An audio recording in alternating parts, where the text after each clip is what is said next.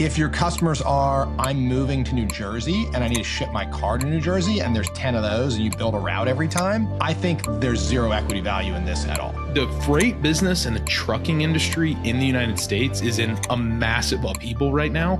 So just for that reason alone, this thing scares me to death. Like, there is no way you're just kind of hanging out and focusing on, as the broker says, strategic growth. This is not going to work that way. There's a lot of cost just to stay on the road in this business. So your cash flow is, I'm sure, a lot less than $1.2 million that's stated here. Episode Acquisitions Anonymous. Hello, another episode of Acquisitions Anonymous. We don't have 100% beard anymore. And thumbs downing on just the plus inventory alone. Hey, Michael here. I have a secret to tell you. When we recorded this episode, we forgot to record the intro. So it's 3 weeks later, and I was asked to come back and tell you about the intro for this episode.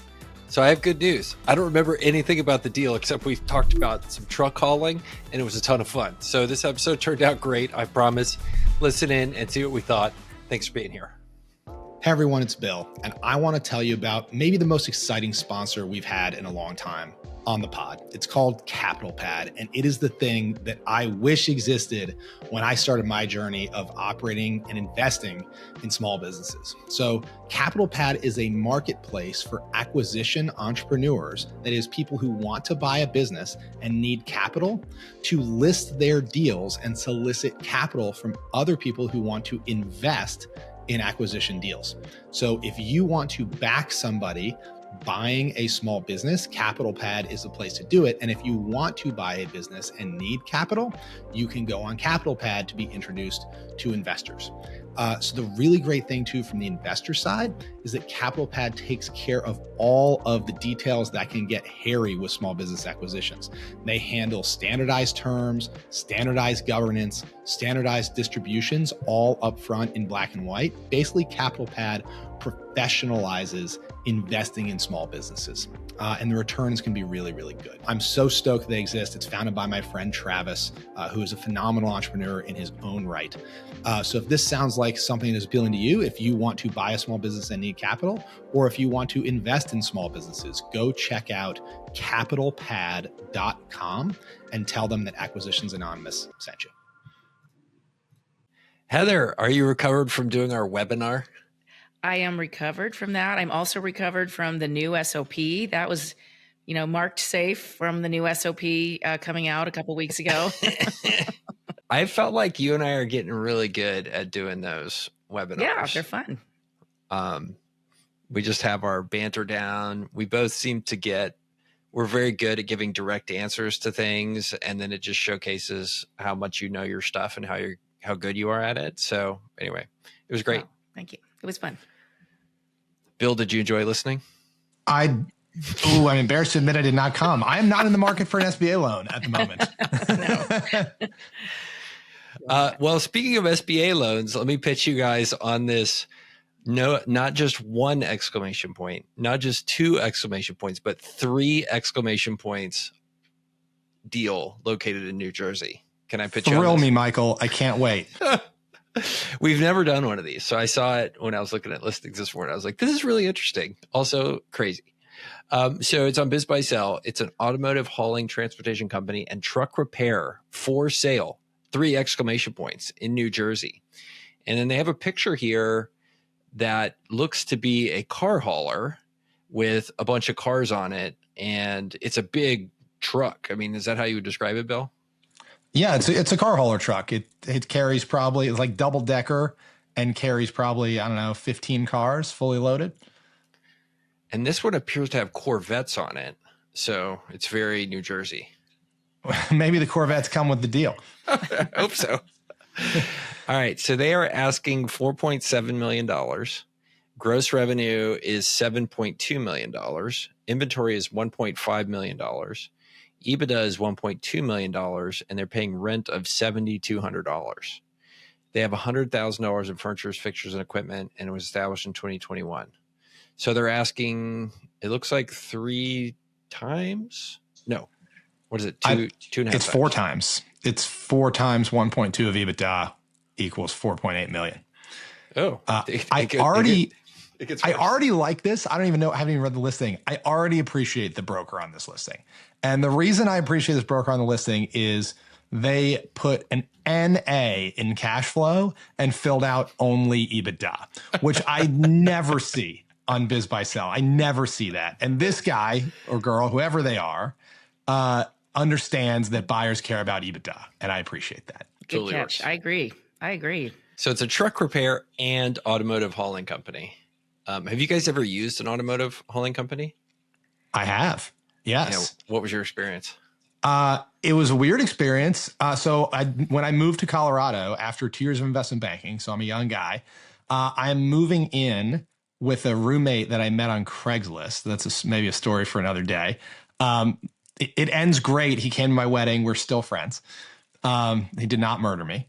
But at the time, I didn't know that he wasn't going to murder me. So I'm moving in sight unseen with this guy. I'm not scheduled. I shipped my car from Charlotte, North Carolina. The truck comes to you and you drive your car onto the truck.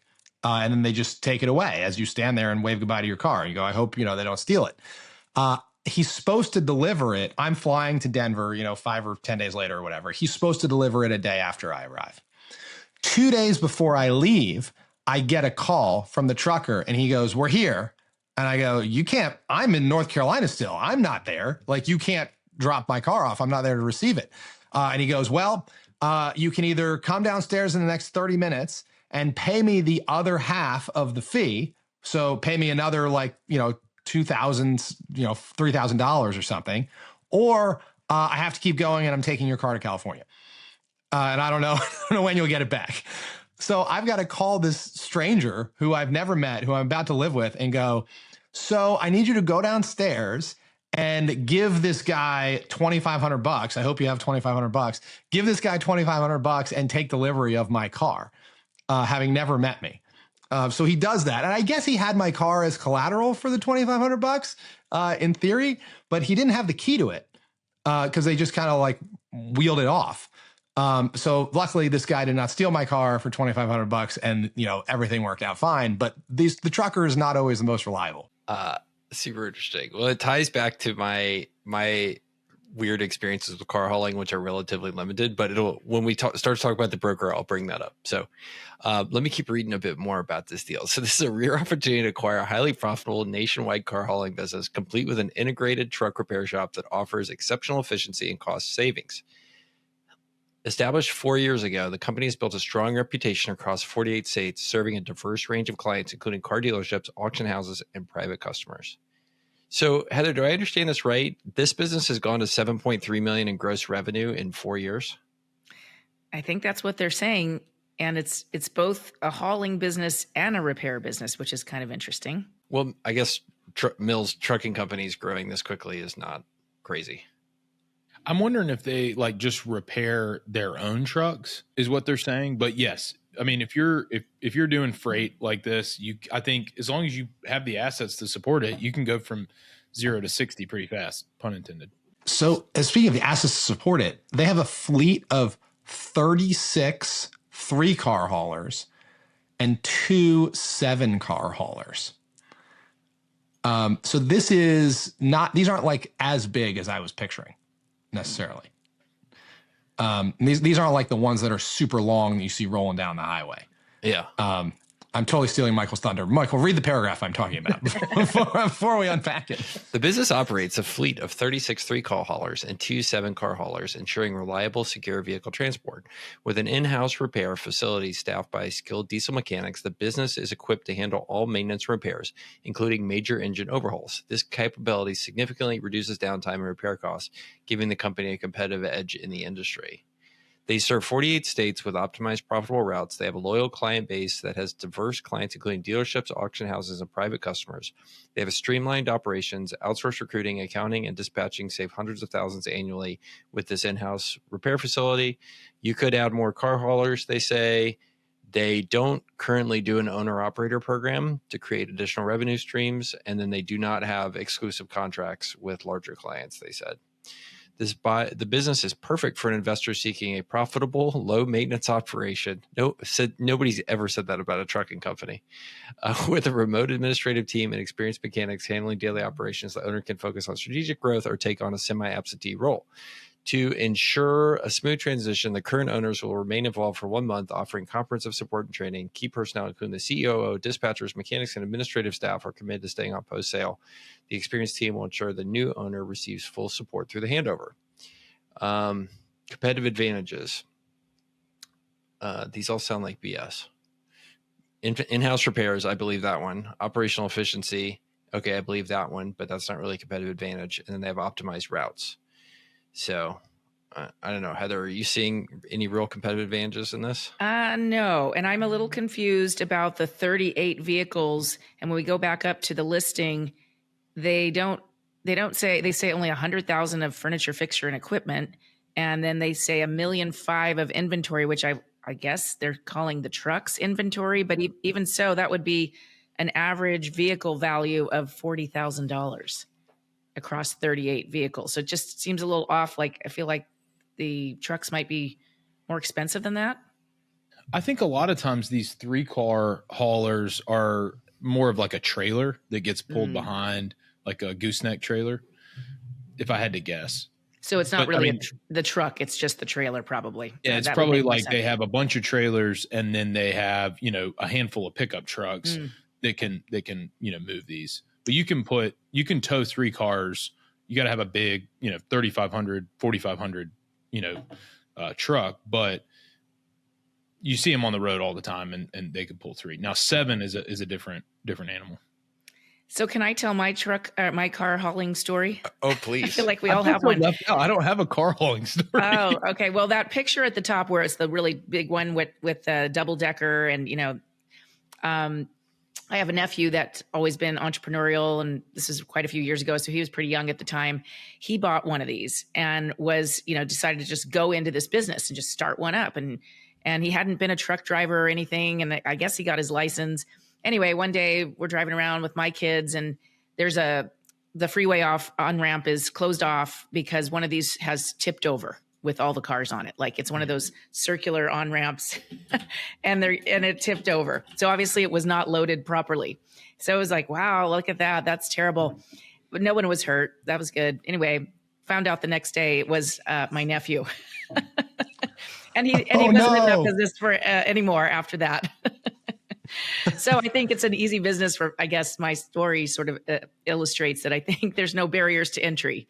And it's pretty easy to go get a truck and get a license. And you may not know, may not be the best people to be in the business. And it may be who you're competing with when you're in this kind of business. So maybe just being a little more professional and, having some of these efficiencies that they're talking about, maybe that is a competitive advantage because you're competing against these, single owner, single truck owner entrepreneurs. I don't know.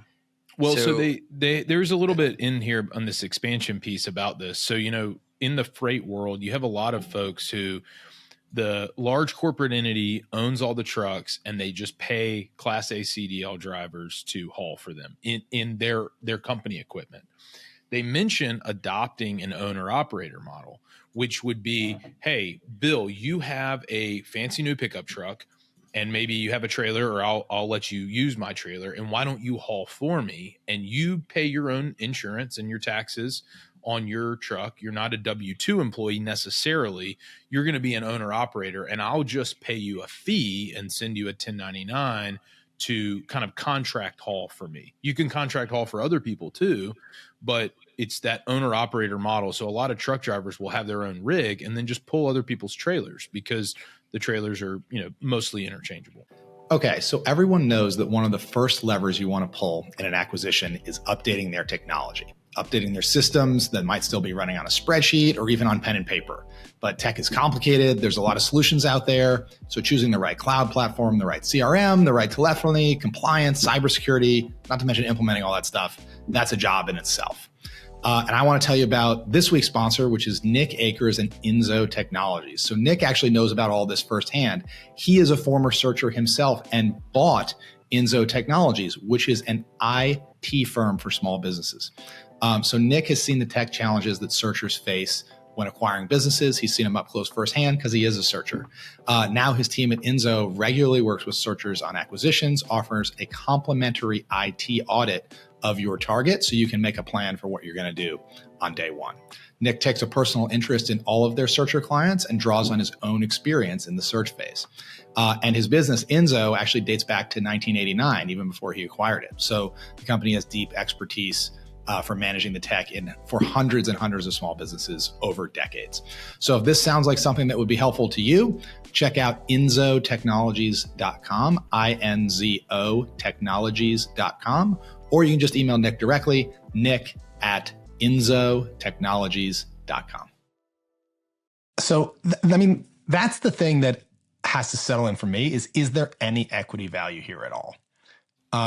Because like what you talked about, Mills, is maybe if you're able to create like a franchise or like equity value where people are calling the parent company and then you're farming it off to these contract owner operators, that can have some equity value. And that works really well in freight because you get like a lot of repeat customers that ship a lot of freight. I worry, like I really want to know who the customers are. If your customers here are car dealers that need to move cars between different CarMaxes all the time, that's great. If your customers are, I'm moving to New Jersey and I need to ship my car to New Jersey and there's 10 of those and you build a route every time, I think there's zero equity value in this at all because those are functionally, unless you're like have a lock on some kind of SEO or, you know, some replenishable source of leads. Otherwise, I'm just buying a truck and competing with this guy if I want to be in this industry. So I actually shipped a car twice. One, I just told you about the Colorado one. The other one, I bought a car in Missouri and had it shipped to Charlotte. And through this process, I learned about the economics of this industry. It was really interesting. I used a website called Shipley.com, which is I need a car shipped from Missouri to North Carolina. And I got like 20 bids of like people who would do it for different prices. And I think the pricing difference is based on if they're already going or if it would be a dedicated run or whatever. What was really interesting though, I think I paid like $500 for Missouri to Charlotte. But what was really interesting is they charged me $250 up front. And then I paid $250 on delivery. When the guy shows up with my car, he goes, "You owe me $250. And I said, just out of curiosity, how much did you make for hauling this?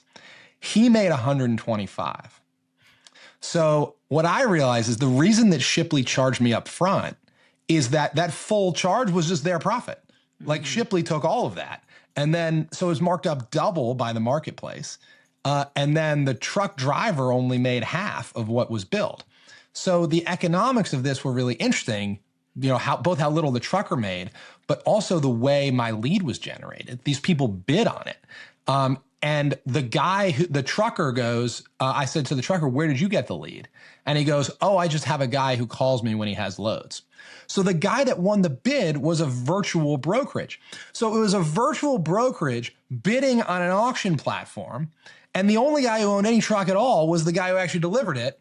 And so it was rebrokered to the guy who only charged $125 for the load and I paid $500. So it was really interesting. And that made me think, if I ever want to get into this, you know, you just either become the virtual broker and you just take a little bit less vig and you win all the bids, or you just buy a truck and you just wait for the phone to ring.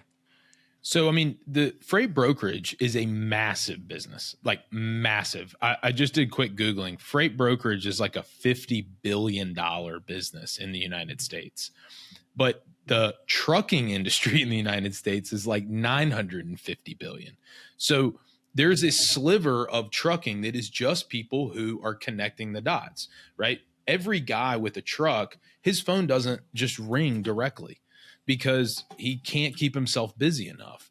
And you have these massive, you know, carriers who a lot of times need excess capacity, and then the brokers who sit in between. The business development efforts for most of these freight companies is just insane, because you think about the people they're hauling for, it's almost like infinite, the number of customers that you could have. And so a lot of times it's all done, you know, mostly with some kind of technology and some kind of aggregator. The thing that would excite me, Bill, about what you're saying is if you could find some niche. Like I've seen some kind of brokerage and intermediary platforms that get hyper specific on things like maybe it's just shipping containers. Once the shipping containers get here, it doesn't always make sense to, ship them back or backfill them. And so there's people who like get really good at just brokering kind of odd, like kind of pieces of freight and kind of the leftover crumbs that are still massive, massive parts of the industry. So my experience with auto hauling, and I was reminded of it because the name of the broker here is Samir Osmanovic, which is a Croatian Eastern European name. And his sponsoring broker is Jerry Hasanovic. So these are Eastern European names, and it totally aligned with my experience doing auto hauling, which was I bought a car and had it shipped to me, and I sold that car and it was shipped away. Both times a Russian dude showed up in a truck. And he was a total hustler, smoking cigarettes like a chimney, picked up the car, dropped it off, in and out in like 8 minutes. So I think there's just a ton of folks that are recent, Eastern European and Russian immigrants that are totally in this space. And it doesn't surprise me that when you look at where this venture says it's located, it is currently operated out of somebody's house in New Jersey. It says this business is currently home-based. So they own all the trucks. They got to have a place to park them if they're not on. I mean, they're on the road a lot, but Right. Eventually you got to park them somewhere, or temporarily got to park them somewhere. Yeah. I was going to say, do you think this is a brokerage? But it says they own the trucks and repair them. So how can it be home based? No idea. I'm starting to lose a little faith in the broker, even though I said at the beginning he was great for listing EBITDA, but he listed $100,000 of FF&E and it's like 10 trucks. And also now, how is it home based? Actually has no inventory. There's no actual inventory in your freight hauling, but you don't take possession. You don't take custody, right? In the sense it doesn't hit your balance sheet. You're just passing it along. Right. Michael, your comment though about the Eastern European, today's May 9th. On April 28th, I mean, this is in the headlines right now. Trump signed an executive order that is kind of a funny name. It's enforcing common sense rules of the road for America's truck drivers. But in the last 2 weeks, right, this came out where they're basically saying, hey, truck drivers in the United States have to be able to speak English. And there's a bunch of other things about it. But a lot of the trucking industry relies on, haulers who are not necessarily, U.S. citizens or not kind of, natural born U.S. citizens. But it's the freight business and the trucking industry in the United States is in a massive upheaval right now. So just for that reason alone, this thing scares me to death. I like that they move vehicles better than just moving, over the road, containers, but it still would really scare me right now, just with all the regulatory risk. Also, back to the EBITDA, like we were excited at first about EBITDA, but actually this should be EBIT. This is the kind of company that we don't want to add back depreciation most likely because they've got to replace the vehicles. They are repairing them themselves. So this concerns me a little bit. I see this sometimes in heavy equipment companies where they say, we're expensing all the maintenance CapEx because we employ the people who do the repairs. It's really hard to know. It's really hard to diligence that. And a lot of times when they are doing their own repairs and you come in as a new owner, things start to just fall apart. And you kind of learn that they're keeping things kind of together with, rubber bands and paper clips, so to speak. And they're just trying to get the most out of the equipment, which may mean, you've got some deferred costs there where you're going to have to replace things or repair things, do some major repairs. So, I'm even questioning now the multiple a little bit because I want to know how much of that is depreciation. In addition to that, I would like to call out what I also see as a huge red flag of BS in this listing, which is this idea that you could go and run this business as a semi-absentee owner. Like this is, everything we're talking about here makes this just like a nasty red ocean to compete in. Every day you're waking up, starting from zero to make sure your trucks are busy. Like there is no way you're just kind of hanging out and focusing on, as the broker says, strategic growth. Like it's just, this is not going to work that way. The really interesting thing about this business is that you start to achieve a huge cumulative competitive advantage the bigger you get, because it says they're based in New Jersey and they have an in-house mechanic shop. So that means that the mechanic is probably in New Jersey or close by, and all your assets, all of your trucks and all of your trailers kind of come home to New Jersey. it's a route-based business. And so you've got to imagine, right? You have the almost exact same cost if you're hauling 5 cars or if you're hauling 7. And Michael, you've talked about this a lot with some of your recent experience, like in the airplane model, right? Or the conference business. If you're full, you're probably very profitable. If you have 4.5 vehicles, 4 or 5, like the line is probably razor thin about where you're actually making money. And they price all these based on the load. But imagine if you're going from New Jersey to Colorado and you don't have any drops in between, or you have to go way out of the way, like you could get upside down in this business so fast, and maybe not just in the way that Heather's, nephew got upside down. Yeah. And there's dangers and, liability and workers' comp and all of that on top of it. Yeah, for sure. Yeah. I have very few questions to know. You only need a couple of questions to know whether you're going to invest in this or pass on this. And the first question is, how do you get your leads? Right. And you want that to be really defensible. You want a lot of repeat car dealers, people who just call you, you don't bid on the jobs. You've got fixed price contracts and you're locked in with these people and you're just their hauler of choice. Now that maybe there's some equity value, right?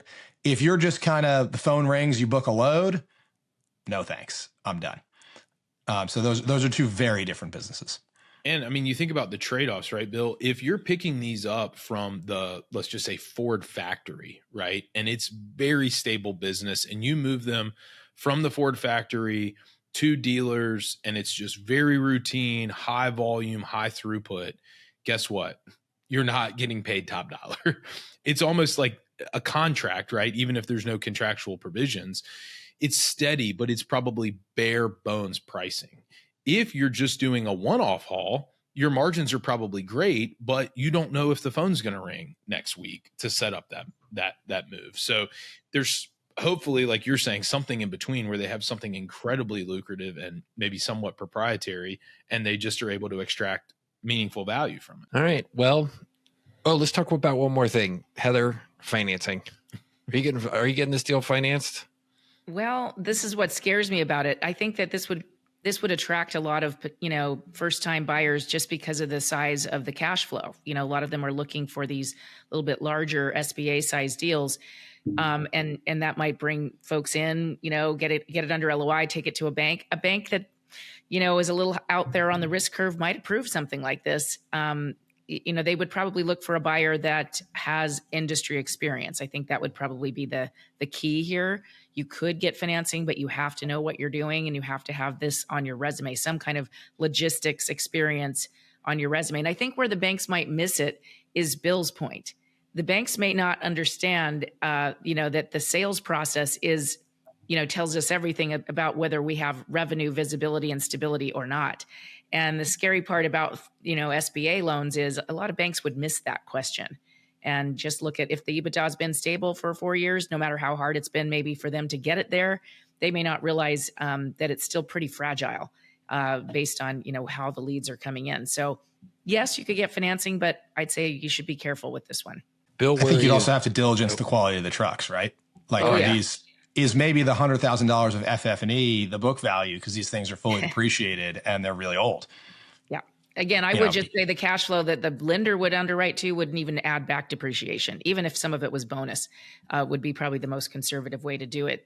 Because you're gonna be spending money. You have a repair shop. You have, like you said, the trucks have to come home. There's a lot of cost just to stay on the road in this business. So your cash flow is, I'm sure, a lot less than $1.2 million that's stated here. And the logistics on this, if you have a truck break down like 1,000 miles away and you're in the middle of a delivery and Bill is waiting, at his door for the new car to show up. I mean, this is incredibly logistically difficult, and it makes it 10 times harder if you don't have reliable equipment. Bill, where are you on this one?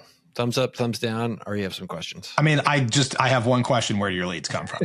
If you've got a defensible contracted source of leads and you're, extracting 30% EBITDA margins, I don't hate it, right? Maybe I'll learn more. If it's catch can, I hope the phone rings, I'm out. There's no equity value here.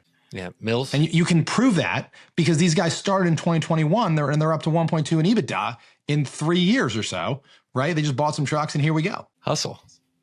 Mills, where are you? I mean, how many trucks can you buy for $4.7 million? A lot.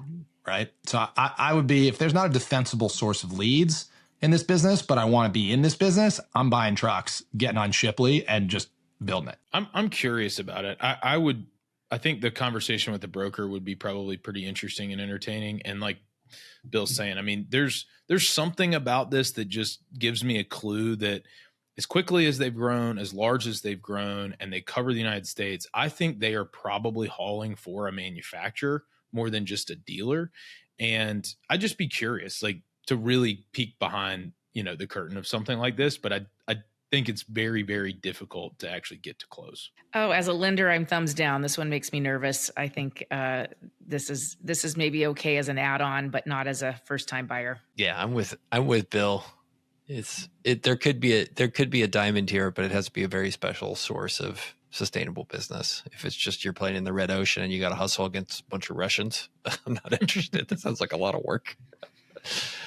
All right, everybody, thanks for being here for this week's episode. If you enjoyed this one, please go tell a friend about it, and we'll keep growing the pod, one business buyer and business nerd at a time. Thanks, guys.